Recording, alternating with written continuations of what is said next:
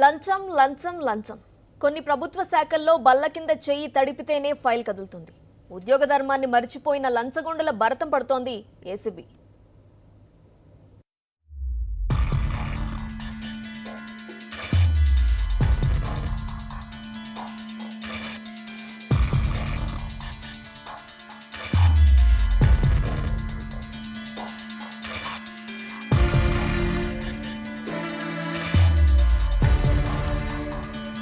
వివిధ చోట్ల లంచాలకు మరిగిన ప్రభుత్వ ఉద్యోగులు ఏసీబీకి చిక్కారు. పశ్చిమ గోదావరి జిల్లా చింతలపూడి సబ్ రిజిస్ట్రార్ ఆర్వీవి గోపాలకృష్ణ ఓ రైతు నుంచి లంచం తీసుకుంటూ ఏసీబీకి అడ్డంగా బుక్ అయ్యాడు. వెలగలపల్లి గ్రామానికి చెందిన శరత్ రెడ్డి 70 సెంట్ల భూమిని రిజిస్ట్రార్ చేసుకోవటానికి సబ్ రిజిస్ట్రార్ కార్యాలయాన్ని సంప్రదించాడు. అన్ని ఫార్మాలిటీలు పూర్తి చేశాడు. అయితే 50,000 రూపాయల లంచం డిమాండ్ చేయడంతో ఏసీబీని ఆశ్రయించాడు. ఫిబ్రవరి నెలలో 17వ తారీఖున నేను రిజిస్ట్రేషన్ చేయించుకోవడానికి సబ్ రిజిస్టర్ ఆఫీస్కి వచ్చాను.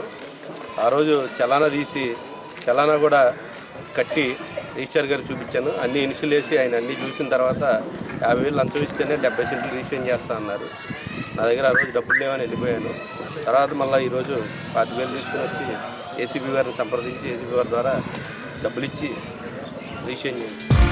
శరత్ కుమార్ రెడ్డి నుంచి 25,000 రూపాయలు సబ్ రిజిస్ట్రార్ లంచం తీసుకుంటుండగా ఏసీబీ అధికారులు రెడ్ హ్యాండెడ్ గా పట్టుకున్నారు. డాక్యుమెంట్ సబ్మిట్ చేశారండి. బ్యాంకు స్టాంప్ డ్యూటీ అంతా కట్టే ప్రజెంట్ చేసి ఆయన 50,000 రూపీస్ రిజిస్ట్రేషన్కి అడిగారు. ఆయన చాలాసార్లు రిక్వెస్ట్ చేస్తే ఒప్పుకోలేదు.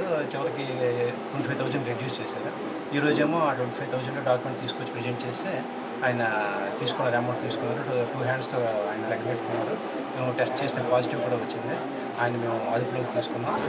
మరోవైపు Kakinada municipal corporation bill collector Krishna లంచం తీసుకుంటూ ఏసీబీకి చిక్కాడు. పాయకరావుపేటకు చెందిన పెద్దిరాజు ఇంటి స్థలం కాకినాడ 47వ వార్డులో ఉంది. ఖాళీ స్థలానికి పన్ను నిమిత్తం కార్పొరేషన్ అధికారులను పెద్దిరాజు కలిశాడు. అందుకుగాను బిల్ కలెక్టర్ కృష్ణ 80,000 రూపాయలు డిమాండ్ చేశాడు. డబ్బు ఇవ్వటం ఇష్టం లేని పెద్దిరాజు ఏసీబీని ఆశ్రయించాడు. ఆ తర్వాత అడ్వాన్స్ గా 30,000 రూపాయలను బిల్ కలెక్టర్ కృష్ణ తీసుకుంటుండగా ఏసీబీ అధికారులు వలపన్ని పట్టుకున్నారు. బిల్ కలెక్టర్ అని కృష్ణ అది వేకెంట్ ట్యాక్స్ వేసి నోటీస్ ఇష్యూ చేయడం కోసం 83,000 రూపాయలు మొదటగా డిమాండ్ చేశాడు. తర్వాత అతను బార్గెయిన్ చేసుకుంటే చివరికి 30,000 ఇమ్మని చెప్పి ఒప్పందం కుదిరింది. ఈరోజు ఆ 30,000 రూపాయలు తీసుకొని ఈ బుజ్జన్న ఆయన మేము మున్సిపల్ ఆఫీస్కి వెళ్తుంటే ఫోన్ చేశారు. ఫోన్ చేస్తే లేదు ఇక్కడ ఇందిరాగాంధీ స్టాట్యూ జంక్షన్ దగ్గర ఉన్నాను రమ్మని చెప్పి ఇక్కడికి వచ్చాం. ఇక్కడ ఆయన దగ్గర తీసుకుంటుండగా రెడ్ హ్యాండ్గా పట్టుకోవడం జరిగింది.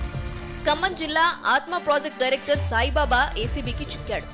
పాల్వాంచ డివిజన్లో బ్లాక్ టెక్నాలజీ మేనేజర్గా పనిచేస్తున్న శ్రీనివాసరావుకు 14 నెలల జీతం రావాల్సింది. జీతం మంజూరు చేయడానికి పీడీ సాయిబాబా 50,000 రూపాయలు డిమాండ్ చేశాడని బాధితుడు అంటున్నాడు. మెయిల్ పెట్టేవాడిని. మెయిల్ పెట్టంటే ఇక నన్ను పాయింట్అవుట్ చేశారు సార్. ఇక్కడ డిపార్ట్మెంట్ నా అటెండెన్స్ ఆఫ్ చేశారు సార్. అటెండెన్స్ ఆఫ్ చేసినాక ఇప్పుడు మొత్తం 13 నెలలు సార్. 13 నెలలు అటెండెన్స్ సిగ్నేచర్ చేయించుకొని వచ్చాను సార్. ఇచ్చేసి పీడీ గారికి ఇచ్చేసాను. పీడీ గారికి ఇచ్చి ఒక 4 మంత్స్ అవుతుంది సార్. ఇచ్చేసేసి పీడీ గారు ఏంటంటే డబ్బులు కావాలని చెప్పేసి డిమాండ్ చేస్తున్నారు సార్. ఎంత ఫస్ట్ పిలిపించారు, ఆఫీస్కి పిలిచారు సార్.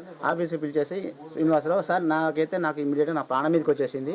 నాకు శాలరీ కావాలి, నేనైతే ఓడి పట్టుకోలేదు, నా వల్ల కాదు సార్ అంటే నాకు అనుకున్నది నన్ను సంతోష పెట్టాలి, మీరు నాకు అనుకున్నది కావాలి అని చెప్పితే ఏం సార్ చెప్పానంటే 50,000 కావాలన్నారు సార్. 50,000 నా వల్ల కాదు సార్, 10,000 అయితే ఇవ్వగలుగుతాను అన్నాను.